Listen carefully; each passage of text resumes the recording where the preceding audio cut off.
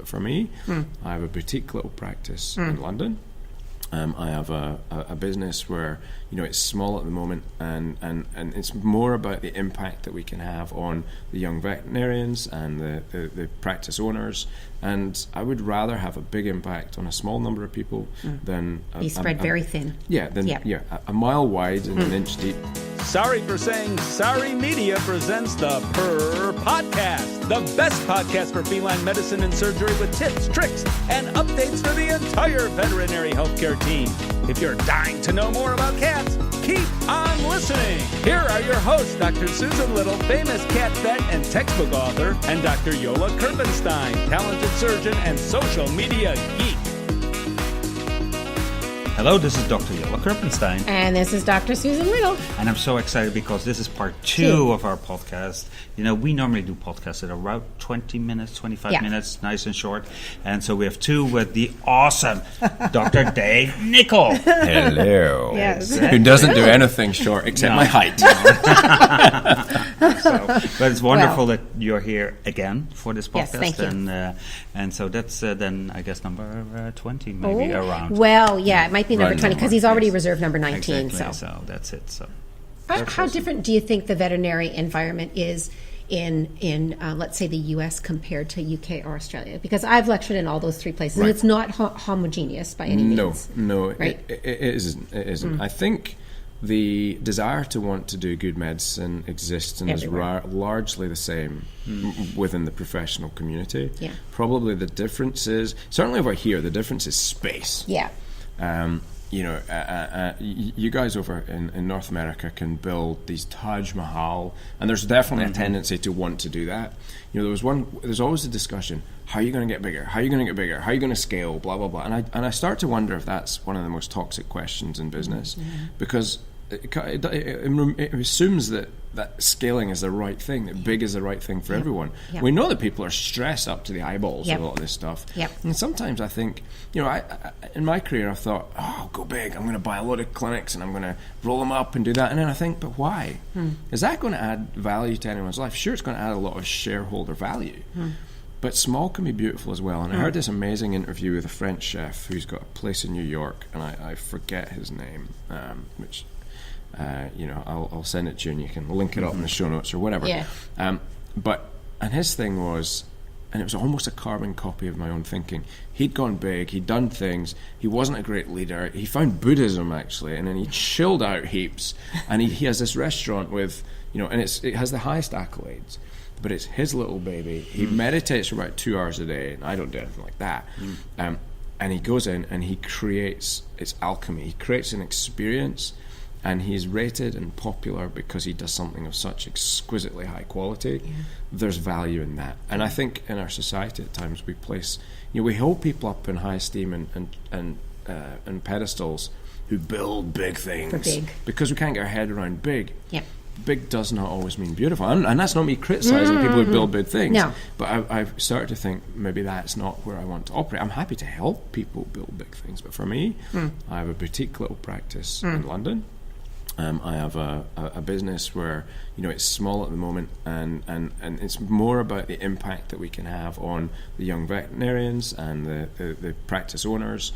And I would rather have a big impact on a small number of people than... be spread very thin. A mile wide and an inch deep isn't the territory. And before we go there, because I want to talk about VETX for sure, but and I have to talk about that too, because it's kind of funny what I thought that was. And then exactly. Yeah. But before we I go was there at that moment when I realized what he thought it was. I just wanted to emphasize that our audience most of the time consists of one person feline practices that are really small, are niche. Sometimes it's difficult to get the clients in, but when the clients are there, they're very dedicated.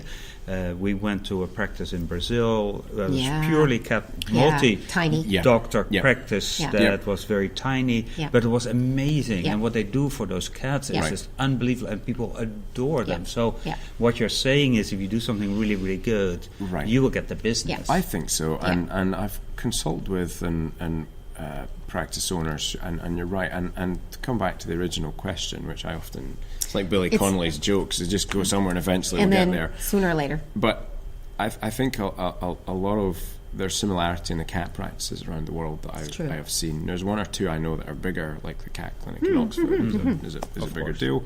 But for the most part, they are smaller businesses. Yep. And I love that niching down. Yep.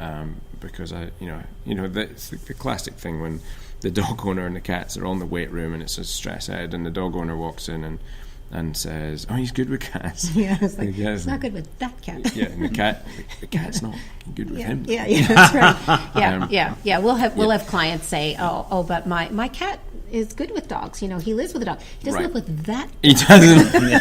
That's right. Yeah, it's right. very exactly. specific. Yeah. Yes, there are human parallels you can imagine. That's forward work. But I think your point is really well taken. We made the decision. I think initially accidentally, but now we're really happy we made it to stay small. I have 2 cat practices. That's it. Right. And we do what we do well. Right. So I don't want to. It would totally change if I tried to scale that up. Right. So what are I would say the top 3 tips for a small feline practice to make it more successful? All right. I'm not sure you need to go past 1. What is the top 1 tip? Hire the right people. And I think that's where scale starts to trip people up.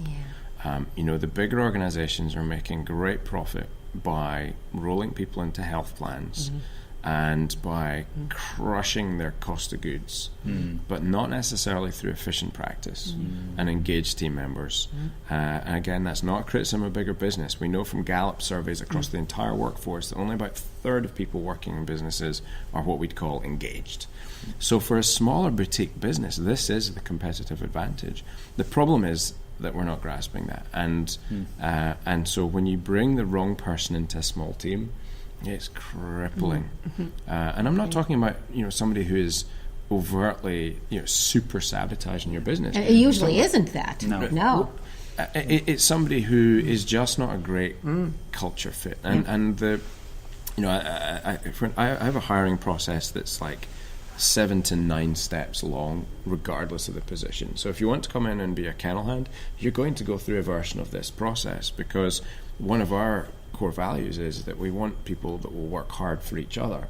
Now, if you get upset when we write goofy adverts, and that's one of the great things about boutique practices. You have amazing control over culture, that's true. and it can be quirky, and that's part of the fun. Like attract your tribe based on the culture, and that means clients and team members.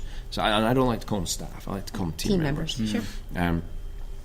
So we write goofball adverts that are epic, like they're long, because I want detail-focused people, and detail-focused people will read a long advert. So we're already filtering out the people who are like me, who would like read my Just ideal the top line. Right, my ideal job ad would be, are you Scottish? Call Dave. I like fixing broken practices. Help now. And then duck. Now, and the duck now would be a Doctor Who reference, right? So, and I'd be like, I'm there. Don't care how much it costs, right? So, but I don't want people like me in my practice. Like, there's one of me who's quite enough. One's enough. It's enough, right? Wait, exactly. Eject. So write the advert. Go fishing for the person that you want, and start building in those culture, the values elements, and make them explicit in your job ad. Like, this place is about this, and if you show up and don't like that, don't come here. Don't be afraid to turn the wrong people away, because by doing that and by being clear about what you want, most job ads are written generically to try and attract as many people as possible, and so they're vanilla, they're grey, and they end up attracting nobody. So don't be vanilla. There is no recruitment crisis for practices with good culture, or very vastly reduced, right? But there's a big recruitment crisis for everyone else who doesn't have culture, because people just don't buy the BS anymore. They've been burned too many times. They don't want bad culture. So just putting this into practice, I know that Dr. Little is looking for a... I'm looking for an associate. Yes, and so how's your description? Is it vanilla, or is it really... Right to the point. Oh, I feel a little on the spot here. It's actually very short, and it basically says, would you like to work with me? Oh. Well, no, but now that that's the social media one. It's very short and it's more or less. Do you like cats? You have Talk to me. presence. So it's built around that, right? But that's an important point, because a lot of us, many of us think about marketing.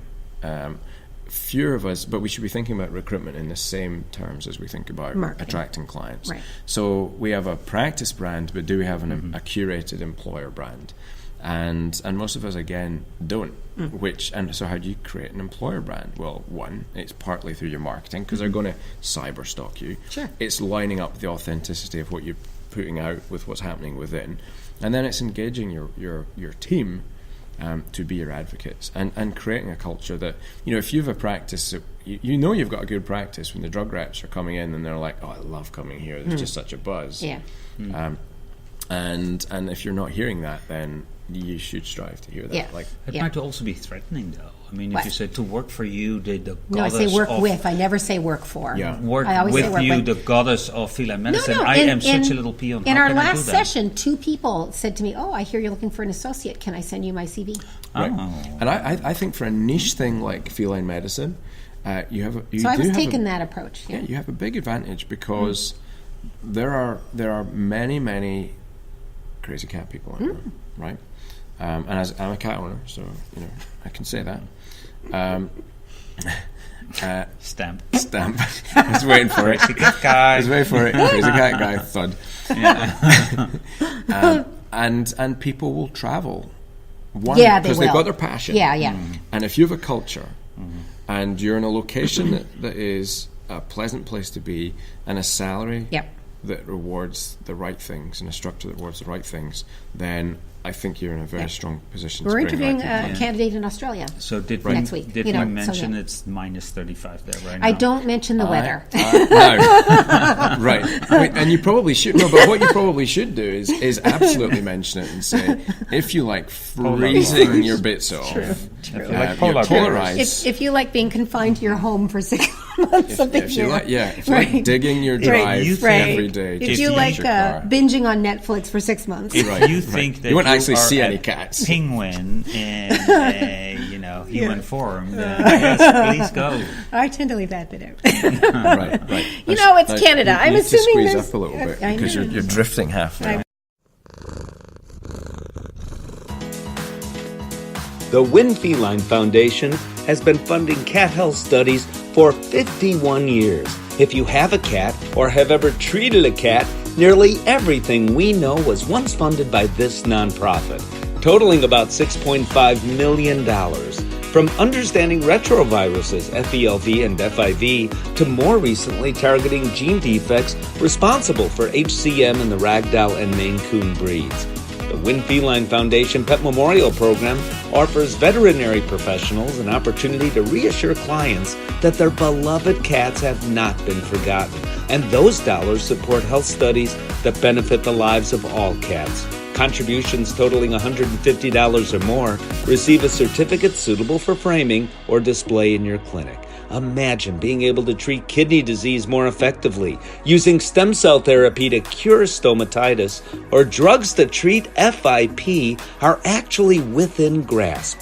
Consider your support in telling your clients about the Win Feline Foundation and a free newsletter at winfelinefoundation.org. Yeah, but that I think it's really interesting, and I think a lot of the younger people are really looking forward to the work culture instead of they want to work really, really hard. As long as the work culture is good, as long as their life balance is good, I mean, that's what they're looking for. And it's just so a lot of the descriptions of jobs that I read, it's not talking about that at all. They just talk about all the wonderful instruments that they have, and people are the like, nuts and bolts. It's all this, and it looks like everybody else's. So how do you determine? We have a clearly a big problem right now with burnout, with people struggling in the profession. But burnout really is all about the state of mind you go into work. And if your state of mind is, this is a challenge, this is struggle street, like I'm going to get shouted at by a client, I'm not going to get thanked by my boss, I'm not feeling valued or rewarded. If your needs are consistently not being met, on an emotional level, Yep. by the work you're doing, you could work a day a week and still be burned out for that day. You agree. will actually spend 3 or 4 days, you'll spend a day with the work hangover afterwards, a couple of days feeling okay, and then the anxiety of having to go back there will Builds up, kick in. yeah. Conversely, if you find a home where the team values are aligned, where the leadership allows you to grow and to flourish and mentors and supports you and rewards you when you grow and supports you when you fail, where your emotional needs, and you know, you have 6 fundamental emotional needs. To have certainty you can fulfill your physiological needs. But also the other end of that is to master the job that you train so hard to do, the thing that you believe, your purpose. If you can progress towards the goal of being competent as a healer, then you're going to feel great about that. It's going to meet your need. Next up, you're going to have variety in your day-to-day. So you need to be able to control the variety that you have going on in your life. And veterinary practice as a model is kind of broken in that regard, because we get a new problem thrown at us every 15 minutes and we're not in control. And that's the scheduled stuff. So then 3 emergencies walk through the door and we wind up in this nightmare situation where we don't get our lunch, our blood sugar's low, we're dehydrated, and then we're snapping at colleagues, and now we have conflict within the practice. Okay, so variety struggling. Emotional connection, love and connection, like we get that through animals principally. We tolerate our colleagues and we just dislike our clients because we feel like they're going to be in conflict all the time. Are we growing? There's the next one. If you know, the human condition is to grow. If we're not growing, then there's a problem. And in the veterinary industry particularly, like there's all the CE, we love it. The reason there's so many thousand people here is because we love to grow. And then do we have some purpose to what it is we're trying to do? And do we feel significant? Now, those are your basic 6 needs. If you build a culture and you have this is one of the most important exercises I think a business owner can do, is to give themselves a score out of 10 on whether they're allowing their teams to meet those needs with a high 10. Or you know, and if you can do that in 4 of those categories, and I would suggest growth and purpose should be in there, certainty. Look, the key thing here is, what I've realized through this framework is, if you help people grow, then they feel like they're mastering things. Yeah. If they can do things more, they can generate more revenue. That boosts their certainty further. So their esteem is going up. If they can do things better, they can have controlled variety. Like they're no longer stressed that the diabetic ketoacidotic cat's coming in. Now there's that's a problem for us in the fear-based climate that we're in as well, because we're afraid to take risks. So, which again comes back to mentoring. So mentoring, helping people grow, helps that as well. If you're a great leader and you help people grow around you, guess what? Your connection to them is better, and their connection to you and the whole team. Like, you start to develop culture. If you're better at your job, you're more confident, so clients aren't so snarky with you because they believe in you. So now your connection and love with clients is increasing. Meanwhile, you're getting closer to fulfilling your ultimate purpose, which is to heal. And how significant do you feel when you can do all of that? Growth is absolutely the linchpin to veterinary happiness. So if we can mentor, support, make failure safe, limit the downside of failure, reward limited, calculated risk-taking, which is a necessary part of growth, that, to me, is how you start getting very engaged team members and build amazing cultures. So you just got to hire the people that are the worker bees, or the people that match your culture, and start building frameworks of support around them to help them grow. And so here's the thing, though. Yeah. So many of us kind of back into being a practice owner, right? Right. So you like me, you end up in that position having no knowledge of any of this, having no particular skill set except that the bank gave me enough money. That was my sole criteria for becoming a practice owner. The bank agreed to give me a loan, right? This is not unusual. No, it's this not. is not It's unusual. Great selection. And you probably also became unemployable somewhere else, right? Well, that's the other quickly, part. quickly. So here's the thing. So you find yourself in this leadership role, and you don't know you don't even know you need to be a leader, frankly. Right. You don't even know you need to be a leader. And honestly, it's taken me probably a good 20 years to really start to understand that, because I had to, I'm not that bright, right? So I kind of had to figure out. First, you don't know what you don't know. We have this on tape. But you don't know what you don't know. I think I'm dumber. And certainly at the time when I was starting to figure this out, there wasn't a lot of access to, practice management resources and growth and all of this, right? So I kind of had to, figure it out myself. Now I get lots of help from people like you and other people. But it makes me mindful of the fact that most of us don't walk into practice management thinking, I know I need to be a good leader. I know what the tools are. It's not how it works. No. Right? And there's actually, that is one of the strongest arguments for, play to your strong suits. And for a lot of doctors, your strong suit is being in the exam room with clients, building your clinical skills and deploying those skills in a profitable fashion. Yes. What allows you to do that and makes your job a lot less stressful is having a good practice manager. Yes. With that skill set you. who can bring it to the table. But also, they have to meet your values. Yeah. Yep. So I hate to break this up. We have about 5 minutes left, and I want to switch the topic a little bit to what you're working on right now. Yes, we do want to talk about that. Because I'm now a young practitioner. I'm magically gone back in time. Most wonderful What metamorphosis. Yes. What's your secret? Just in front of our eyes, we've seen this transformation. I just changed 30 years in one, like that, just like Cher. So I want to start a feline practice. I feel very uncomfortable. I just come out of vet school, and I don't know where to go. And I think what you are doing right now is so amazing because you create a platform for people to help them for their first steps. Can you talk about that? Right. So VETX International is it really is a stepwise journey along the road of leadership. And can I tell you what I thought of this? Yes, I want to hear this. This is actually much more interesting to talk about. So I'm a very visual person, and I was looking at your emblem, and I was like, vet sex? I knew he was going to say that. You could guess, right? There's a certain amount of reading between the lines. It literally stopped him in his tracks for a few minutes. We have quite an incredible growth rate in many, many ways. I bet you have a large social media following. I'm seeing an alternate opportunity here. Well, hey, but for one letter, you've got an alternate career. I'm just saying. We were talking about lap of love with Mary. Lap of love with Mary. Right, you got vet sex and lap of love. Where's your pole? Yeah, like, hey, if this little gig fails for you, you've got the name. It's always there. We're just saying in case. Got it. All right, I've actually already reserved the URLs. So. Good for you. But that's not what it's about. But that's not. But we don't guarantee any of that. No. So more boringly, what it's about is helping people learn I call them the street skills, the life skills to be able to succeed. You've come out of university, you have made it to the start line. Congratulations, well done. That's fantastic. However, you're probably unconsciously incompetent unless you happen to have great parents who taught you emotional intelligence, some great mentors and leaders, but they're not in abundance in veterinary schools and most of our teaching institutions. And most of our parents did the best they could, but also did not have these skills. It's only now we're really becoming aware of the importance of the EQ component in terms of life. And the great news is that EQ is something you can develop. It's a muscle you can flex. IQ... I think it's kind of, you hear people saying, well, there's the growth and the fixed mindset. I don't think that's got a lot to do with IQ. But EQ is very much a skill that you can work on.